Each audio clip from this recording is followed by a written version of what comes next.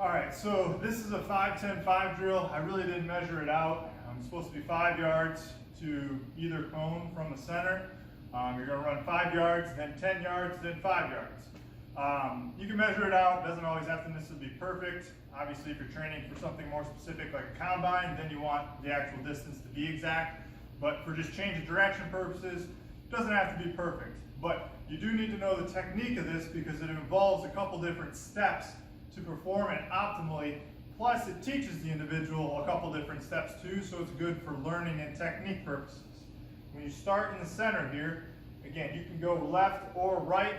Usually people will have a preference which direction they go based upon how well they perform the technique or what leg they like driving off of for acceleration.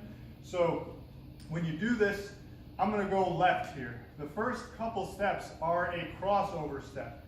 It's here, here, and I'm turning and I'm trying to get low so I can face that way and go that direction. I don't want to turn and sprint, because if I turn and sprint, I'm going to have too much speed going into this cone, and it's going to make it very hard for me to redirect and change directions the opposite way. When I'm running 10 yards, then I want to be going full speed, but this first 5 yards is a crossover step to control that so we can better accelerate out of that position. So it's a crossover step, get low, speed out, sprint, and then you have to turn and sprint back. Okay, so the name of the game is how low can you sink your hips. You have to get the feet outside your base of support. Crossover step into acceleration, sink down, turn back, and accelerate out of it. So what you'll notice at the transition points is we want this foot at least facing at a 45. If not, we can kind of get all the way back facing forward. Same thing.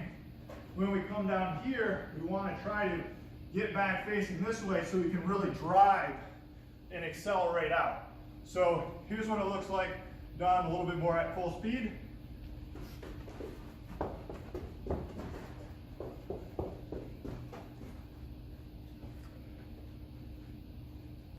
One thing that I do want to point out with this is you have to be very careful of the footwear that you wear during this. So if you're outside, wear cleats. If you're inside, you can't have crappy shoes that have no support on the inside and the outside.